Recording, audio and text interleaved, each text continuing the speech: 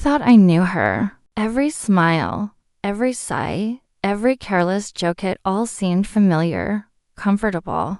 The kind of intimacy that comes from years of shared mornings and late nights. Her name was Lena, and to me, she was the center of my world. I trusted her in ways that bordered on naive. I left my vulnerabilities unguarded, shared my darkest fears, my smallest insecurities, the private corners of my heart that I thought only she could see. I never imagined that the person I loved most would be the one holding the sharpest knife. The first hint came not from her, but from a careless mistake. I was looking for an old document in her study when a folder slipped from the edge of a shelf and fell at my feet. I bent to pick it up, thinking it was just some work papers, until I noticed the contents. The papers weren't work-related. They were personal, intimate, and damning. I didn't want to look, but curiosity mixed with a cold sense of dread made me scan the first few lines. My stomach twisted, my chest tightened. It was proof that she had been living a double life. At first, I refused to believe it. Maybe I had misunderstood. Maybe there was an explanation, some reasonable story I hadn't yet heard. I watched her closely for days, studying her patterns, waiting for a slip that would confirm my fears or disprove them. But every small observation, every text she hid, every sudden phone call she took in another room, only strengthened my suspicion. The truth became undeniable. Lena, the woman I trusted above all else, had been hiding the darkest secret from me. The discovery should have broken me instantly, and part of me wanted to confront her in a burst of rage, to demand the truth and watch her crumble under the weight of her lies. But a different thought took hold. If I reacted immediately, if I showed the raw pain I felt, she would see it as weakness. And weakness, I realized, was exactly what she had been exploiting all along. I needed patience. I needed a plan. For weeks, I observed. I tracked details, not with obsession, but with careful calculation.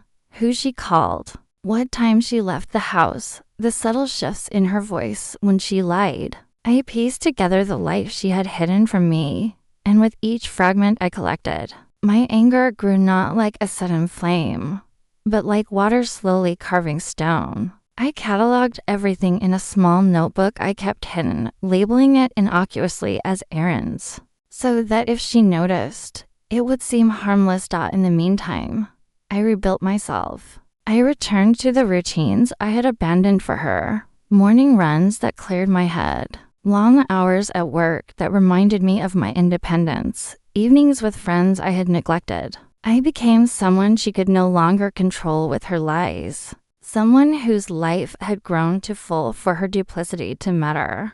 There is a quiet power in living fully, in reclaiming the parts of yourself that were surrendered to another. When I finally decided it was time to act, it was not with dramatic confrontation or public exposure.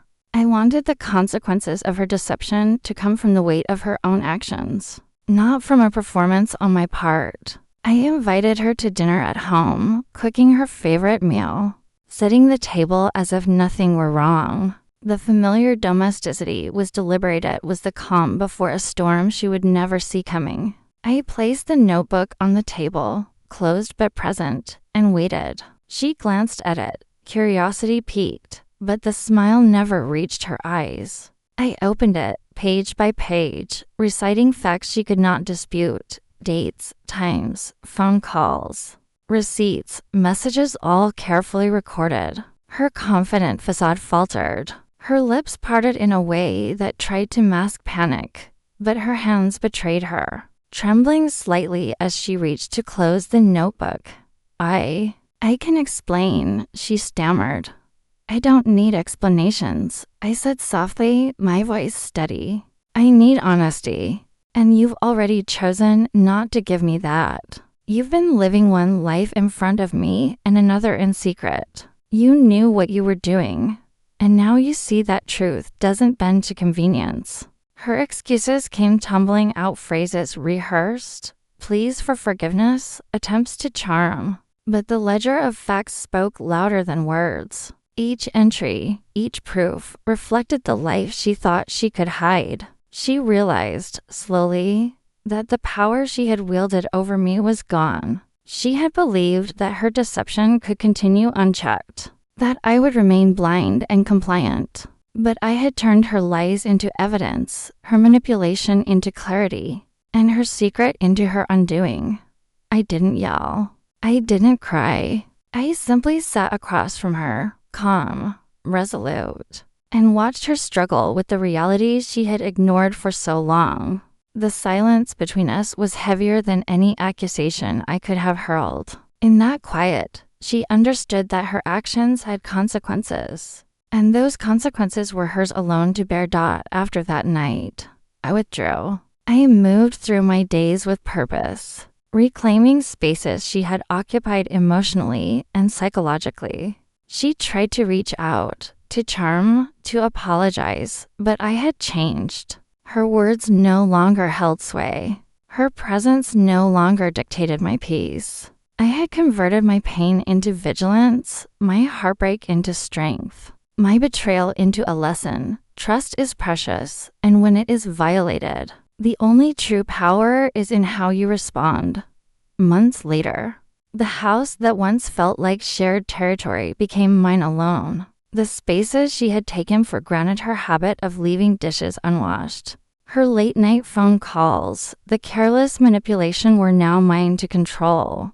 I didn't need revenge in the form of ruin. The quiet dismantling of her influence, the reclaiming of my life, was enough. She had learned the hardest lesson. The person you betray is not powerless, and lies always leave a trace. Her secret had been the darkest, but in exposing it, I discovered something equally powerful: the strength of resilience, the clarity of boundaries, and the unexpected satisfaction of reclaiming what was mine. Pain had tried to make me smaller. Instead, it made me sharper, wiser, and more determined. I had loved her, and she had lied, but I had survived, and in survival, I had found my revenge.